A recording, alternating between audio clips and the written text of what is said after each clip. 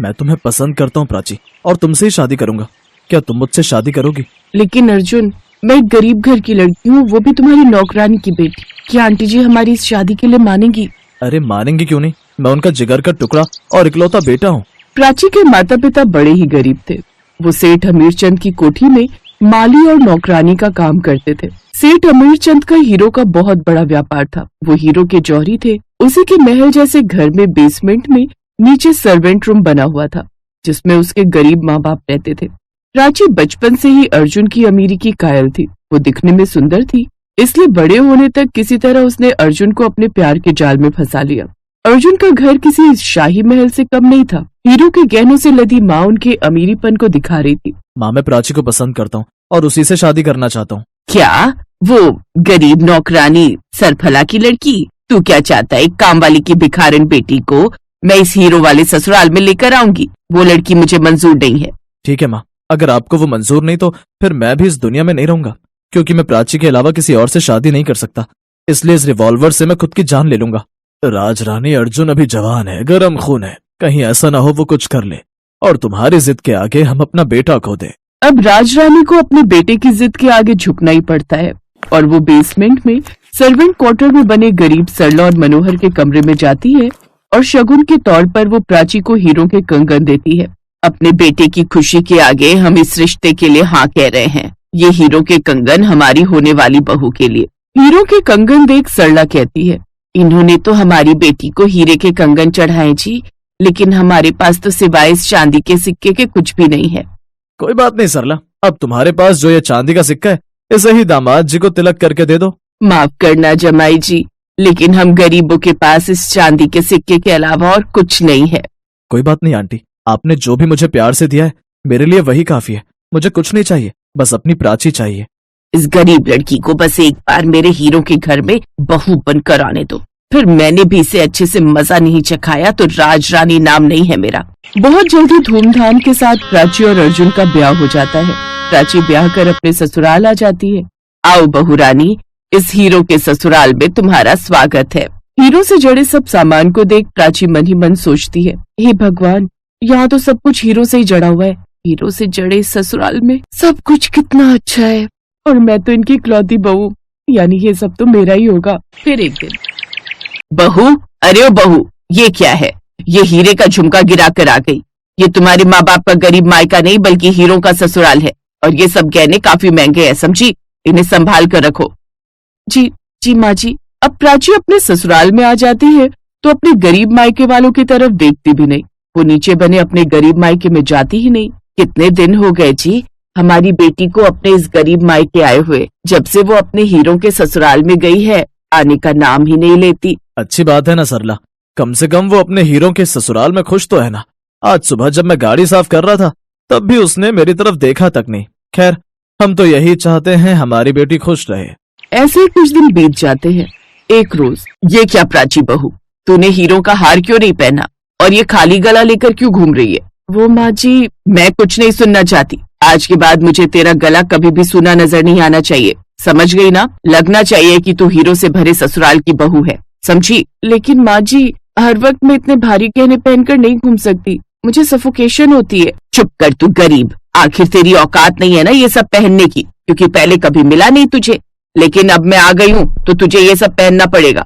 हर वक्त इतने भारी गहने पहनकर प्राची को काफी इरिटेशन होने लगी थी। साथ ही बात बात पर अपनी सास के ताने भी सुनने पड़ते थे। अब प्राची को न चाहते हुए भी वो सब पहनना पड़ता। एक रोज उसकी माँ उसके कमरे की सफाई कर रही थी, तभी उदास बैठी अपनी बेटी से पूछती है, तूने तो अपने अमीर ससुराल आते ही अपनी गरीब माँ से बात करना ही छोड़ दिया है। खैर ये बता बेटा, तू उदास क्यों है? नहीं तो, मैं तो यहाँ बहुत खुश हूँ। देखो तो यहाँ हर जगह हीरे ही हीरे हैं। मुझे ही देखो, मैंने कितने हीरे के गहने पहने हैं। ओह अच्छा, वो एक माँ का दिल है ना, इसलिए मानता ही नहीं। सरला के कमरे से जाते ही प्राची रोने लगती है। बिल्कुल ठीक कहा माँ, मैं घुट रही हूँ यहाँ पर। ऐसे ही एक दिन राजरानी, तुम गरीबों ने मेरी हीरे की अंगूठी चुराई है ना? अच्छे से जानती हूँ मैं। पहले तुम्हारी बेटी ने मेरे बेटे को अपने जाल में फंसाया और अब तुम लोग भी धीरे धीरे अपना हाथ साफ कर रहे हो, चोर कहीं के। बस मालकिन, अब और नहीं, हम अपनी बेटे के ससुराल में खड़े हैं इसलिए चुप है, लेकिन अब हमें नहीं करनी आपकी ये नौकरी। हम जा रहे हैं यहाँ से।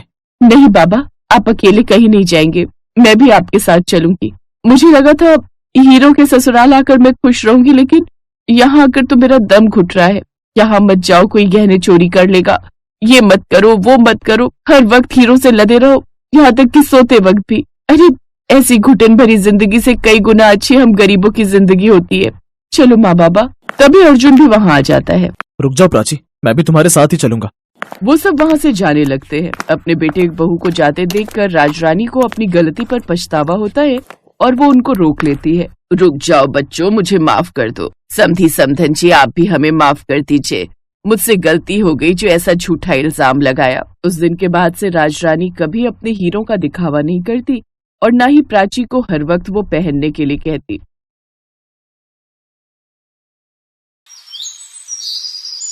हस्तिनापुर गांव में शंकर अपने 2 बेटों और पत्नी के साथ कच्चे मकान में रहता था। शंकर के घर की हालत कुछ ऐसी थी कि बस 2 वक्त की रोटी का गुजारा ही निकल पाता था। शंकर अपने बेटों को पढ़ा लिखाकर बड़ा आदमी बनते देखना चाहता था, इसीलिए वो दिन भर ईंट की भट्टी में मेहनत मजदूरी करता। उसका बड़ा बेटा अरुण जैसे ही अपनी पढ़ाई पूरी करता है तो वो अपने पिता से कहता है, पिताजी, अब मेरी पढ़ाई पूरी हो गई तो अब कल से मैं भी आपके साथ काम पर चलूंगा।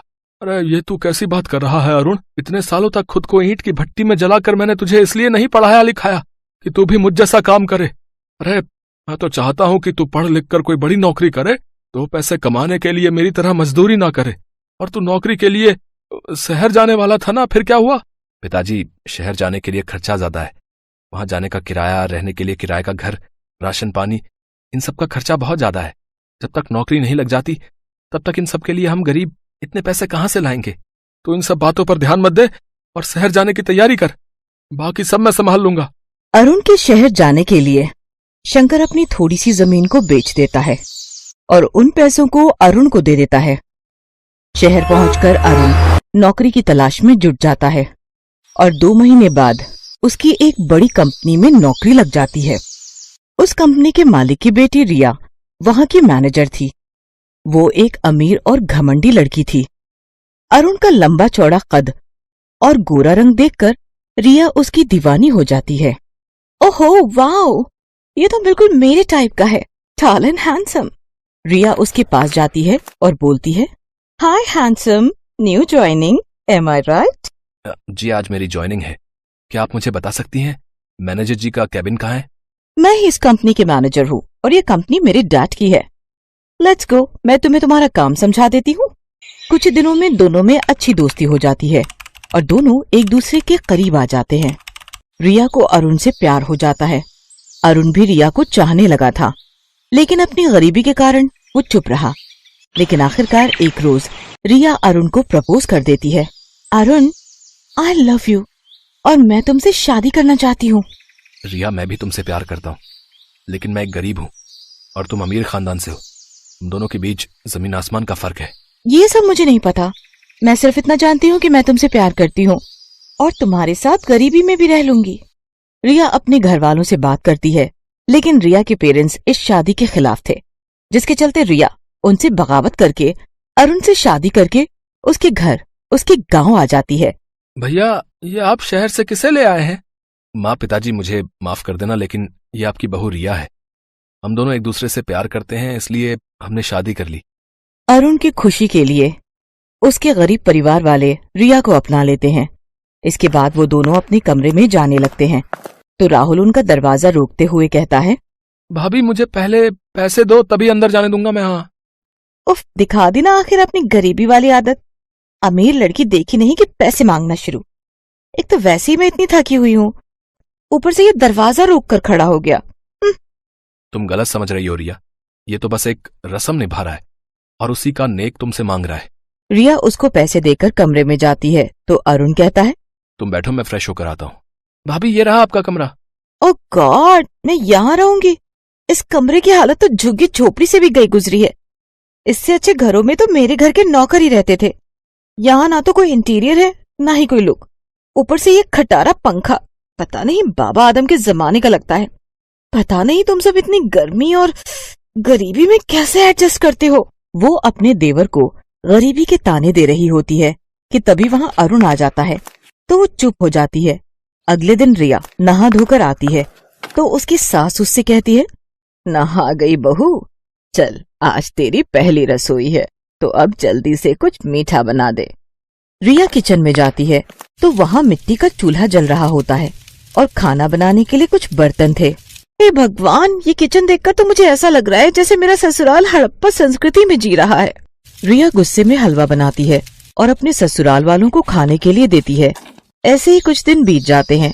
गांव में ही एक कंपनी खुलती है जहां अरुण नौकरी पर लग जाता है। अरुण जब घर पर नहीं होता तो रिया अपने ससुराल वालों को गरीबी के खूब ताने देती। एक रोज जब उसकी सास पूजा करने बैठती है तो रिया उस पर चिल्लाते हुए कहती है, सासू माँ, आपको पूजा के लिए यही टाइम मिलता है क्या? जब घर के कामकाज का टाइम होता है तो आप पूजा करने बैठ जाती हो। ये सब ढोंग बाद में करना, और ये लो अभी ये सब्जी काटो। और पिताजी, आप निकम्मों की तरह पड़े हो, ये नहीं कि बाजार जाके सब्जी ही ले आऊं। और राहुल, तू जाकर पानी भर ला। पढ़ने का ड्रामा ना कर, बाद में करियो। जब से आई हूँ तुम सबकी तो ऐश हो गई है। अरुण जब घर पर नहीं होता तो रिया उन सबसे खूब काम लेती और अरुण के आने पर खुद बेचारी बनकर घर के काम करने लगती। कुछ महीनों बाद रिया गर्भवती होती है। ये सब सुनकर सभी घर वाले बहुत खुश होते हैं। उन सबको खुश होता देख रिया उन सबसे कहती है, मैं आप सबसे कुछ कहना चाहती हूँ। मैं नहीं चाहती कि जिस गरीबी में मैं जी रही हूँ उसमें मेरा बच्चा भी जिए, इसलिए मैं अरुण के साथ शहर शिफ्ट हो रही हूँ। मेरे डैड ने हम दोनों को शहर बुलाया है। रिया, तुम मेरे माता पिता से मुझे अलग करना चाहती हो? बचपन से मेहनत करके उन्होंने मुझे पढ़ाया लिखाया, और अब जब उन्हें मेरी जरूरत है तो तुम मुझे उनसे अलग कर रही हो। मैं कहीं नहीं जाऊंगा, तुम्हें जाना है तो जाओ। तो फिर सड़ते रहो तुम यहीं, मैं तो चली। रिया अपना सूटकेस उठाकर जाने लगती है। तभी रिया की सास उससे कहती है, ठहर बहू, अरुण भी तेरे साथ जाएगा। चला जा बेटा, नहीं तो दुनिया वाले कहेंगे कि हमने तेरा घर तोड़ दिया। इसके बाद दोनों शहर आ जाते हैं। शहर आकर रिया की जिंदगी अच्छी खासी कटने लगी, लेकिन अरुण उदास रहने लगा। उसे रह रहकर अपने गरीब परिवार की याद सताने लगी। ऐसे ही समय गुजरा और रिया ने एक बच्चे को जन्म दिया। अरुण, अरुण, मेरा बच्चा कहाँ है? मैंने उसे गोद में नहीं खिलाया। रिलैक्स रिया, हमारा बच्चा अभी यहीं था। हो सकता है कि नर्स ले गई होगी। मैं अभी जाकर पता करता हूँ। कुछ देर बाद नर्स बच्चे को लाकर रिया को देती है। अपने बच्चे को गोद में लेकर रिया बहुत रोती है, जिसके बाद उसे एहसास होता है और वो सोचती है, कुछ देर के लिए भी मैं अपने बच्चे को खुद से दूर बर्दाश्त नहीं कर पाई तो अरुण के माता पिता उसके बिना कैसे रहते होंगे। तभी अरुण वहां आ जाता है तो रिया रोते हुए उससे माफी मांगती है और कहती है, अरुण, मुझे माफ कर दो, मुझे अपनी गलती का एहसास हो गया है। अब मुझे मेरे घर, मेरे ससुराल ले चलो अरुण। उसके बाद रिया अपने बेटे को लेकर ससुराल आती है और सबसे अपने किए की माफी मांगती है। सासू माँ, पिताजी, राहुल, मुझे माफ कर दो। मैं एक अच्छी बहू नहीं बन पाई अपने सुख के लिए।